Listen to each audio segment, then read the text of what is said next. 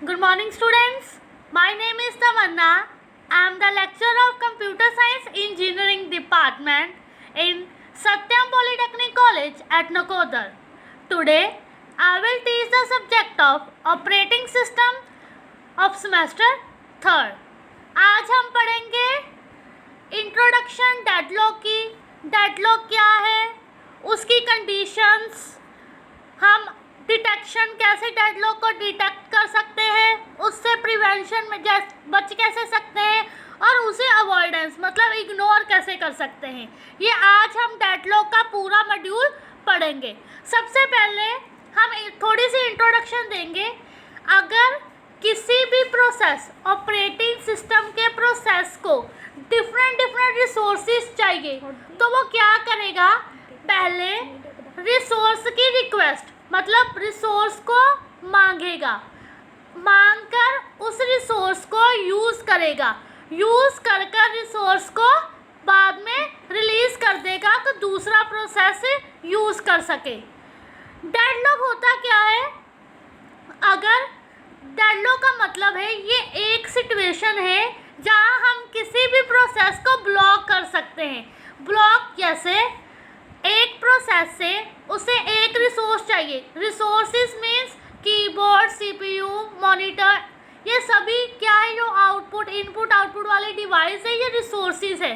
जैसे एक प्रोसेस एक रिसोर्स को हैंडल कर रहा है और उसे दूसरा और प्रोसेस चाहिए, पर वो क्या कर रहा है, पहला प्रोसेस छोड़ नहीं रहा, वो दूसरे प्रोसेस की मांग कर रहा है, इसलिए डेडलॉक ज़्यादातर अक्कर होता है। अगर आपको दूसरा और प्रोसेस चाहिए या रिसोर्स चाहिए तो आपके पास जो पहला रिसोर्स है उसे आपको छोड़ना पड़ेगा दूसरे रिसोर्स को लेने के लिए। मोस्टली डेडलॉक अक्कर होता है आपके पास एक रिसोर्स है और आप दूसरी रिसोर्स भी अपने पास ही रख रहे हो।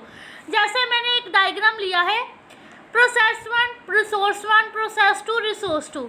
जैसे प्रोसेस 1 ने रिसोर्स 1 को हैंडल किया है और रिसोर्स 2 का क्या कर रहा है, वेट कर रहा है, और जो प्रोसेस 2 है उसने रिसोर्सेज 2 को असाइन कर लिया मतलब लिया हुआ है और रिसोर्स 1 का वेट कर रहा है। ऐसे ही डेडलॉक अक्कर होगी अगर प्रोसेस 1 रिसोर्स 1 को छोड़ दे और रिसोर्स 2 को अपना ले या मतलब हैंडल कर ले या साइन कर ले तो प्रोसेस 2 रिसोर्स 1 को यूज़ कर ले और प्रोसेस 1 रिसोर्स 2 को यूज़ कर ले।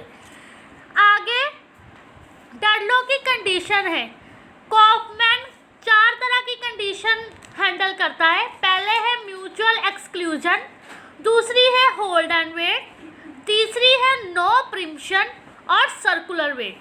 सबसे पहले है म्यूचुअल एक्सक्लूजन। इसमें क्या है, एक प्रोसेस एक ही रिसोर्स यूज़ करता है हर एक टाइम के लिए, ये नहीं वो एक रिसोर्स है दूसरी रिसोर्स भी ले ले तीसरी भी ले ले, किसी और को दे ही ना, बस अपना ही प्रोग्राम को एग्जीक्यूट करता रहे। ऐसे हमने एक लिया है, एक प्रोसेस एक ही रिसोर्स को लेगा। होल्ड एंड वेट का मतलब क्या है, अगर कोई भी प्रोसेस एक रिसोर्स ले रहा है मतलब कोई भी प्रोसेस एक कीबोर्ड या सीपीयू ले रहा है तो वो दूसरे रिसोर्स की वेट करेगा। होल्ड एंड वेट मतलब एक अपने प्रोसेस को थोड़ी देर के लिए रोकेगा और दूसरे वेट करेगा तो दूसरा रिसोर्स उसे कब तक मिले। नो प्रिम्पशन, प्रिम्पशन का मतलब क्या है, जब हम किसी भी रिसोर्स जैसे एक रिसोर्स हमने मिला, अब हम उतनी देर तक किसी से रिसोर्स नहीं ले सकते जितनी देर तक वो खुद ब खुद प्रोसेस रिसोर्स को रिलीज़ नहीं करता।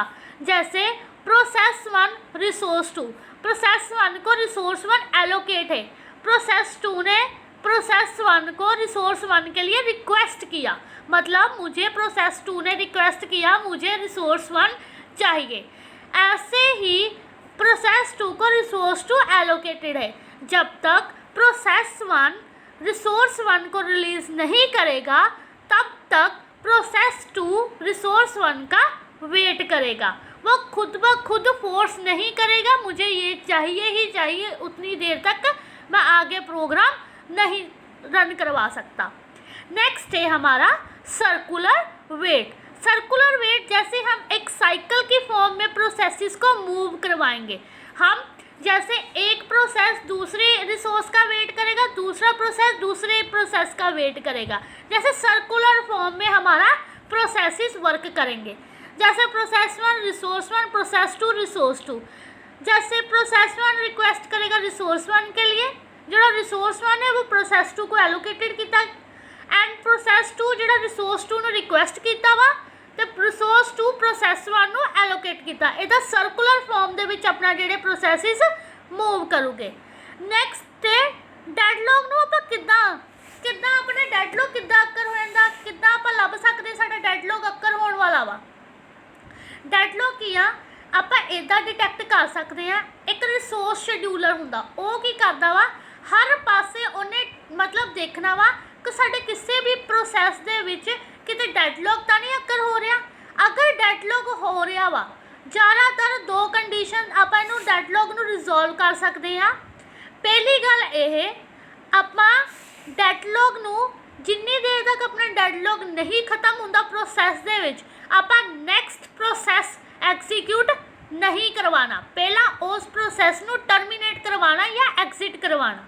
दूसरा यह आ, जदों अपना कोई भी रिसोर्स दूसरे होर प्रोसैस नूं नहीं मिलता या उन्नी देर तक वो वेट करूँगा किसी होर वास्ते कि दूसरा प्रोसैस मूव हो जाए, उन्नी देर तक डेडलॉग अक्कर रिजोल्व करवा सकते हैं। ये नहीं आपां इत्थे किसी नूं चाहिए या CPU कोई चाहिए मोनीटर, दोनों मोनीटर भी रख लो CPU भी रख लो, फिर डेडलॉग अक्कर होना वा।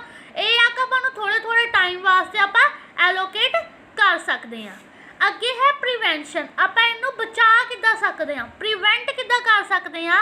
ये की करूँगा, हर एक जो ट्रांसैक्शन हो रही है इन्हें चैक करना वा कि वो वाले प्रोसैस ने रिसोर्स रिलीज़ की या नहीं की। इन फ्यूचर जे किते अपने डेडलॉग अक्कर हो जाए तो आप देख सकते हैं और एग्जीक्यूशन टाइम और रिसोर्स टाइम केड़ा रिसोर्स केड़े टाइम ते यूज़ कर रहा वा। डेडलॉग अवॉइडेंस, डेडलॉग अवॉइडेंस मीनस आप डेडलॉग नूं कितना अवॉइड कर सकते हैं रिसोर्सिस नाल। ज़्यादातर आप एक वेट ऑफ ग्राफ की तरह आप डेडलॉग नूं अवॉइड कर सकते हैं।